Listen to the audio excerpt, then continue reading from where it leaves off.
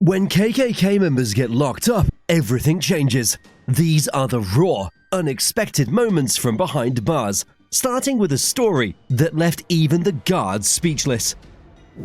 Number 5. Daniel Lewis Lee. Daniel Lewis Lee wasn't just a criminal, he was a monster forged by hate.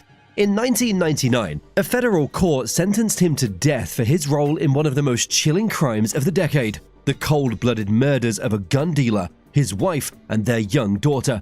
But what drove Lee to such brutality, and why did his execution, 2 decades later, spark outrage, even among the victims' own families? Received a lethal injection in Indiana after the U.S. Supreme Court allowed the execution to proceed. He was convicted of murdering 3 members of an Arkansas family back. Lee, a devoted member of a white supremacist group, had a twisted dream to carve out a racial ethno-state where only those like him belonged. To fund this nightmare, he and his accomplice, Chevy Kehoe, targeted Bill Mueller, a gun dealer, plotting to rob and kill him. What followed was pure horror. Disguised as federal agents, the two broke into Mueller's home, overpowered him, his wife Nancy, and her 8-year-old daughter, Sarah, then bound and gagged them. But robbery wasn't enough. After ransacking the house, Lee and Kehoe sealed plastic bags over their victims' heads, suffocating them in a slow, agonizing death. Then, like discarded trash, they weighted the bodies and dumped them in a swamp. Lee's path to violence was no accident. His life had been a storm of abuse, rage, and extremist indoctrination. Nicknamed Cyclops after losing an eye in a bar fight, he wore his scars like a badge of honor, embracing neo-Nazi ideology with fanatical devotion. By the time he met Kehoe, he was already a hardened extremist. Yet, when justice came, it wasn't equal. While Lee was sentenced to death, Kehoe, who many believed was the real mastermind, got life in prison. The discrepancy infuriated the victims' families, who fought for years to stop Lee's execution, arguing that the punishment didn't fit the crime. The controversy only grew as Lee's execution date drew near. On July 14, 2020, after multiple legal delays, he was finally strapped to a gurney for lethal injection. His last words were a defiant claim of innocence. "I didn't do it. I made mistakes, but I'm not a murderer. You're killing an innocent man." TWO witnessed the execution after it started around 7:45 this morning. She was there to hear Lee's final words. And he said that he had done a lot of bad things in his life, but he was not a killer, and that he did not kill the Mueller family. And his final words were to that effect, that you were putting an innocent man to death. But the evidence and the sheer cruelty of his crimes said otherwise. Number 4. Jordan Driver.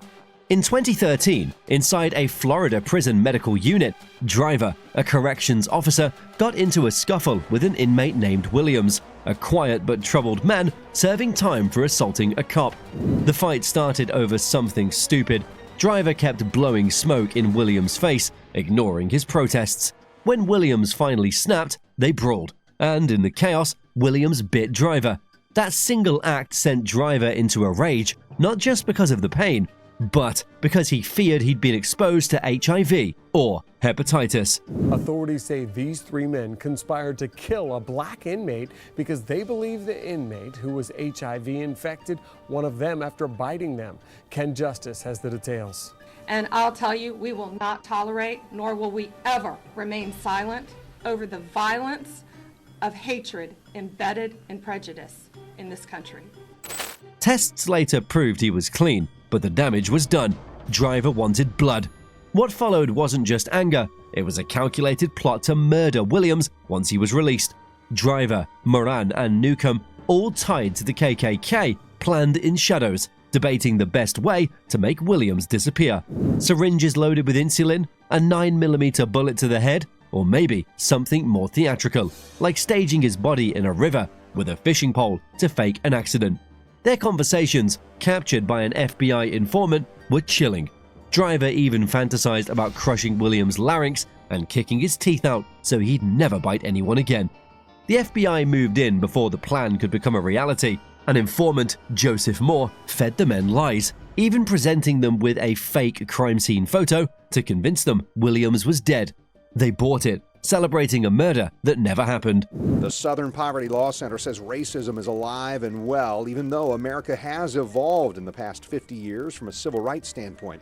Prisons, though, are a dangerous, violent place, and Florida's prisons continue to endure scandal concerning the treatment of prisoners. But justice wasn't fooled. Driver and Moran, still in their prison guard uniforms, were arrested on the very grounds where they'd plotted murder. Newcomb, already out on bail for impersonating an officer, soon joined them behind bars, this time as inmates. Number 3. George Mulvaney's early life was a storm of rebellion, skipping school, picking fights, and chasing chaos with a smirk. He dropped out of high school, convinced his reckless path would end in ruin. But fate had a twist in score, one even he couldn't have imagined. At 19, he made a decision that would haunt him for decades. He joined, and eventually led, a Ku Klux Klan cell aboard his Navy ship. It was a choice he later called emotional insanity. Absolutely just a huge, when I walked out the front door of the prison and they're going to take me to the airport, the feeling of being free was unbelievable. The KKK was just the beginning. Mulvaney soon found himself in a bizarre plot to invade Dominica and install a white supremacist regime. Naive and fueled by warped patriotism, he didn't realize his so-called comrades had darker motives, like running cocaine. The FBI crushed the scheme before it could ignite, landing Mulvaney in federal prison with a 4-year sentence. Prison became his unlikely classroom. Assigned to write letters for illiterate inmates, Mulvaney found himself listening to the stories of men society had written off: murderers, thieves, gangsters. To his shock, he recognized their humanity. These weren't monsters, they were broken people, just like him. The racial hatred he'd once embraced now felt absurd. In letters and late-night cell block talks, he began to question everything. His turning point came in solitary confinement. With nothing but his thoughts, Mulvaney dissected his life. The fights, the Klan, the blind rage. He vowed to never waste another second on hate.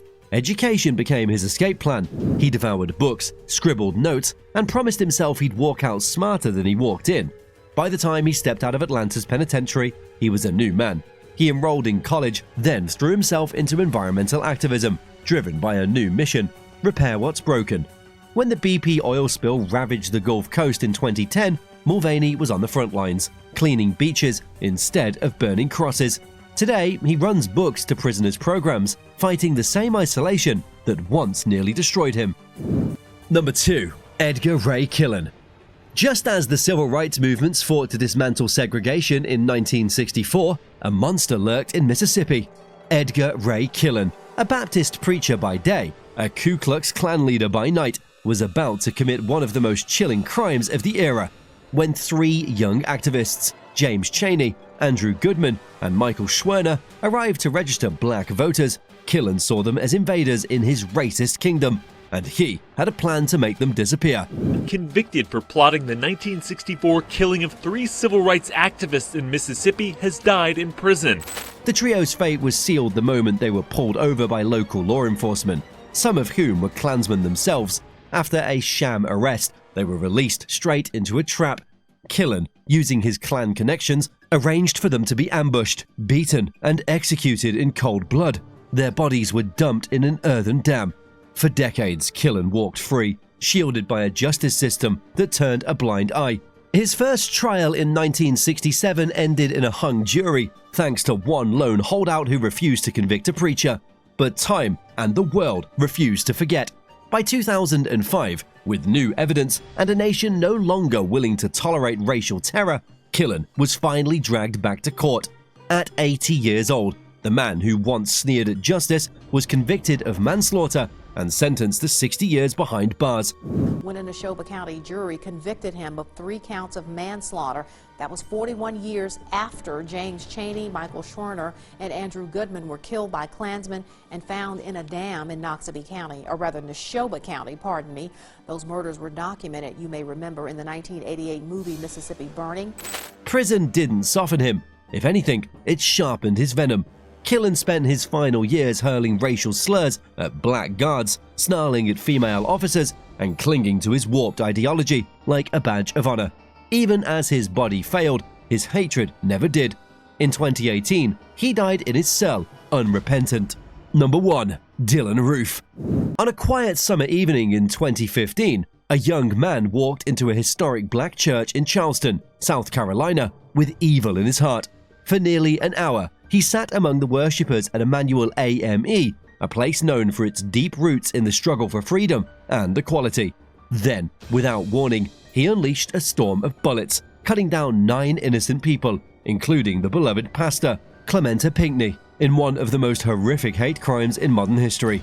12 churchgoers gathered at the Emmanuel AME Church in Charleston, South Carolina, for a Bible study as they did every Wednesday. However, on the day in question, a face not too familiar with the group would turn up to participate. Although all members of the congregation were African American, a white man turned up wanting to join in. Slightly out of the ordinary, but thinking nothing of it, they assumed he attended the local college, so all 12 accepted him as one of their own, taking him in to spread the word of the Lord. What they sadly didn't know though was that the man in question was a wolf in sheep's clothing, and was there for one objective: to kill. With a warped ideology after delving into the depths of the internet, Dylan Roof used the trust of the church to his advantage, and at the moment of prayer, opened fire on all. 9 were murdered in court. The killer wasn't a stranger to the poison of white supremacy.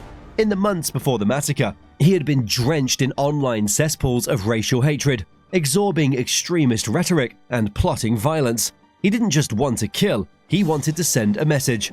That's why he chose Emmanuel AME, a church that had stood for generations as a beacon of black resilience. To him, it was the perfect target. Did what? Well,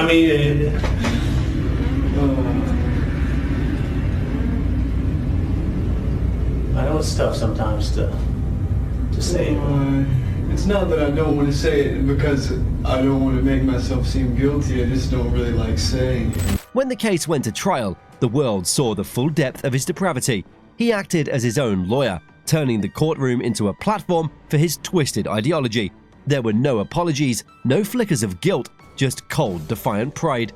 He even claimed his only regret was not murdering more people. The jury didn't hesitate. They found him guilty, and the judge sentenced him to death. His names became a symbol of racial terror, his crimes a grim reminder of the hate that still festers in the shadows. But the church and the families of the victims refused to let his violence define them. Do you think after being part of the KKK, someone can really find true redemption? Let us know in the comments below. In the meantime, like the video, subscribe, and turn on notifications so you never miss another chilling video like this.